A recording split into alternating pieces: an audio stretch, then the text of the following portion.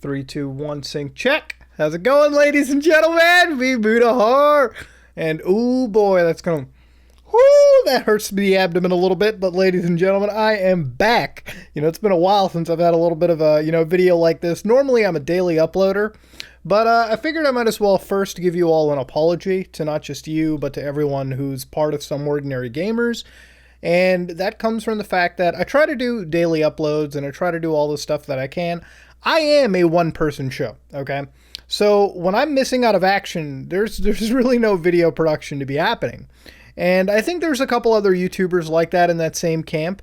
And again, it's all just apologies because, we're here to entertain. We're here to give you a good laugh, especially during what is, in fact, one of the worst sequels to the crappy year that we had beforehand. Now, for those of you who don't know, I basically dodged death, okay? I had a life and death moment. I had a moment where Mutahar Anas was going to be from 1994 to 2021. It's a very grim thought, but let me explain what happened. So, for those of you who don't know, I stopped uploading, I think around 2-3 weeks ago. I came down with a little flu, with a little virus. At least that's what I thought. So I decided, I'm going to get some bed rest, I'm going to relax, it is what it is. I got some videos that I recorded on the backlog, some big videos. So I'm just going to take this time to rest, to relax, to recuperate. For me, getting things like influenza or the flu or any viral can be pretty bad, at least for me, because normally it leaves me pretty bedridden. That's just how it works. Now, after about 6, 7, 8, 9, almost 10 days of me being sick, and we're talking sickness of a fever running from 99 degrees Fahrenheit to 104 degrees Fahrenheit. To put into context, now, from 99 to 104 degree fevers, I felt headaches, I could barely sleep, I was having chills throughout the nights every single one of those days. I thought, listen, I must have some pretty bad influenza. I might have COVID, I might have whatever viral that's floating around right now. I might have like West African Nile virus for whatever fucking reason. So I decided to stay in bed. Around the 10th day, I realized maybe I should go to the fucking hospital. So I did. And the hospital took me in, they did some general tests, they did some blood work, some urine tests, they stuck an EKG on me, and they said, you know what, buddy, how about you come in tomorrow for an ultrasound? So I'm like, all right, shit, I guess I'm going to figure out what the gender for my baby is going to be. So I walk right in the next day, they do an ultrasound. They take like 90 pictures of my womb or whatever and send it over to the fucking radiologist. Radiologist, like, I don't know the fuck I'm looking at. I can't figure this shit out. And then they started doing like 10, 11 blood tests on me to figure out if I had things like mono or whatnot. Finally, they took me to what is a CT scan machine. If you don't know what that is, basically it's like a super x-ray. They take they put you into a tube, and they take like 1 million x-rays of you, and they use that to construct a 3D model of your body. So they did a chest CT scan, and they found out you got a perforated appendix. Now, for those of you who don't know what a perforated appendix is, basically the appendix is like an organ that I feel like has no fucking use. Maybe like a specific use. I don't know. I'm not a doctor or anything, but to me, the appendix is I've always been told that it really is just there, but it doesn't really do anything. It's just a giant bag of fucking bacteria. Now, to understand what a perforated appendix means, basically it's blown up. Okay, so like think of this organ as a fucking grenade of like bacteria, right? It's blown up in your body. All right, like you are fried within yourself.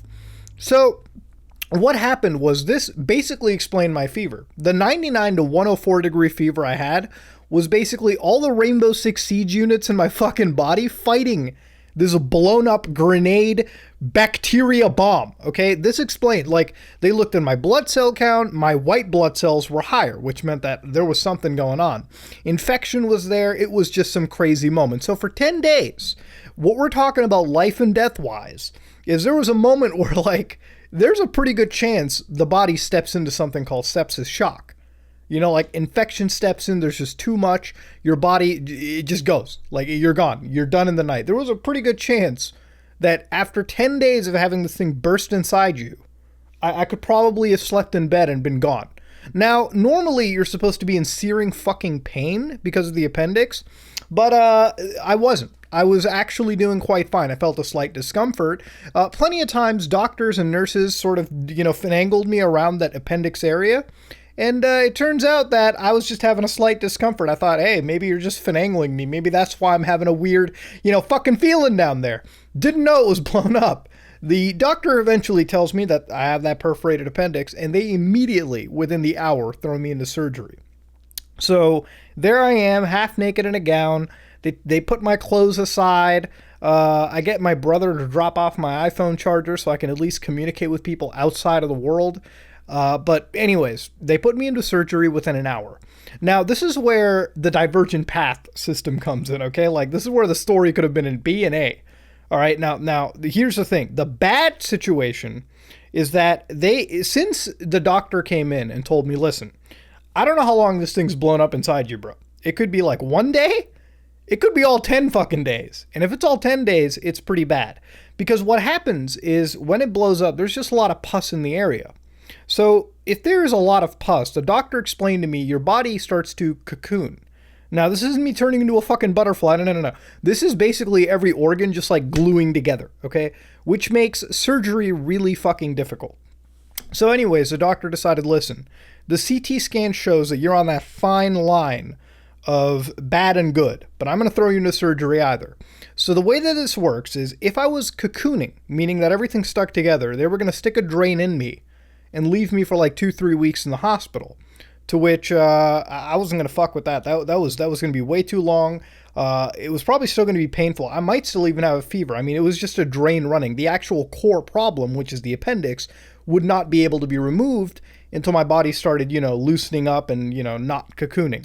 So anyways, it took me into the operating room, and I distinctly remember, like, they put the oxygen mask on me, which I never knew about oxygen. I thought that it would be like, this would be like, this is some good smelling oxygen. No, this is like pure oxygen, bro. This thing had a smell to it.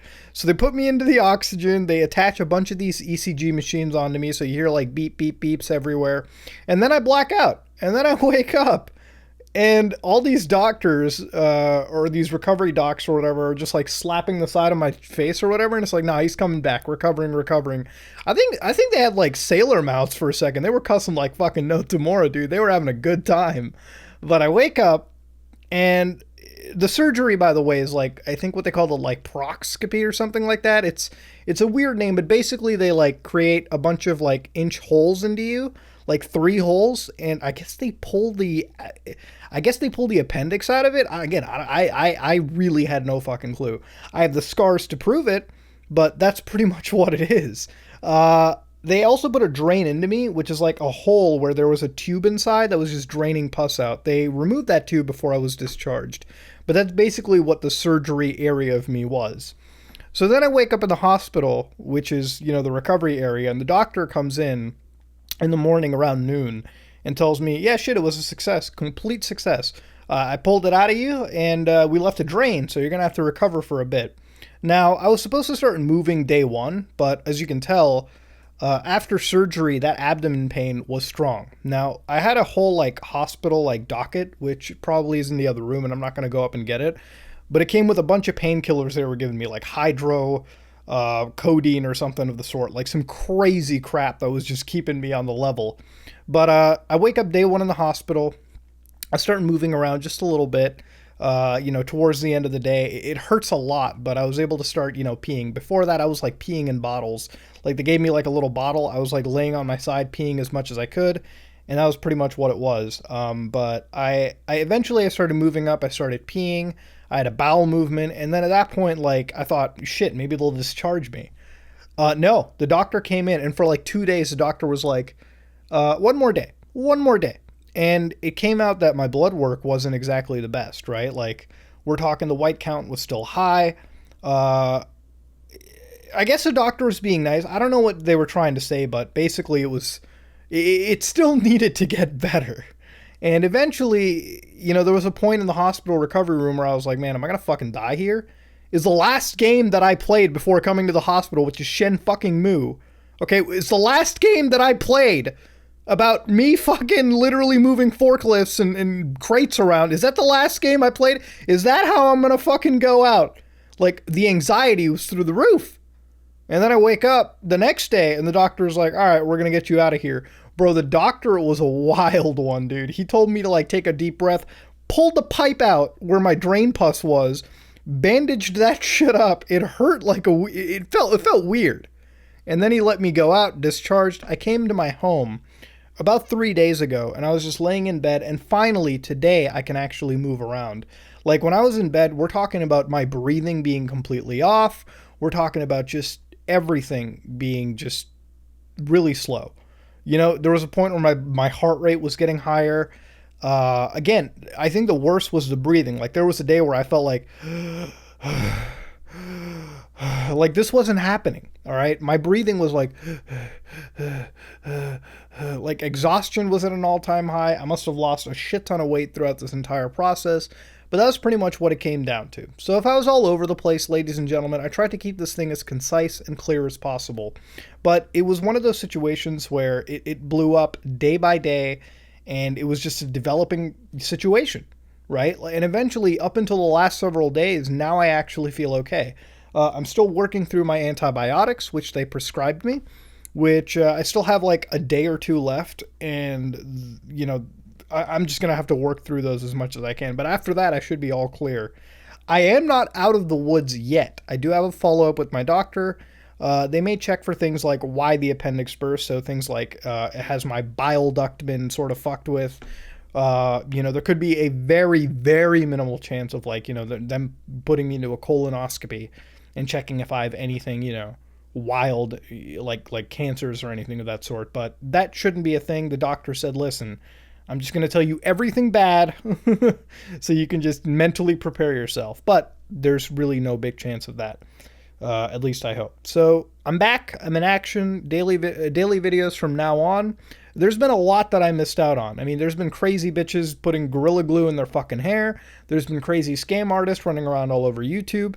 And shit, tomorrow I gotta upload a video about fucking PewDiePie making diss tracks on a goddamn animation channel. And it being taken down. It's wild. But ladies and gentlemen, I'm glad that I've come back. I think the weirdest thing about this is when you go to a hospital nowadays, they immediately expect it to be like COVID or anything of the sort. And I think everything is just sort of a byproduct. So I'm glad that it was properly diagnosed. I'm glad that I came out of it just fine. I'm glad that I'm in Canada, so I'm not fucking in a life debt to the government for an appendix surgery. But all in all, the thing I'm most thankful about, and before this video ends, is being here for you guys. That's pretty much what it is. I think if it's one thing to understand is we're pretty much a family at the end of all this. And the scariest thought was not being able to interact with family anymore. In the hospital, it was completely lonely. Nobody could come visit you. Nobody could do anything. The only solace I had was uploading a video to you guys and being able to read the comments. That was as close to family as I was getting. And I feel like if I had died, I mean, I don't know if I had the mental process to really register all of it, but shit, man, I fucking miss you motherfuckers like no tomorrow, dude. Let me tell you, it is the greatest feeling to come back to you all, to have you here, to have you through me, to have you with me through thick and thin. And, you know, now that the worst is all over, we can look forward and have some good old meme-tastic time. So I might have missed out on February, but I got the rest of this shit year to worry about. But ladies and gentlemen, thank you all for sticking around. And yeah, this is my life and death video. If you like what you saw, please like, comment, and subscribe. Dislike it if I'm not dead. I am out.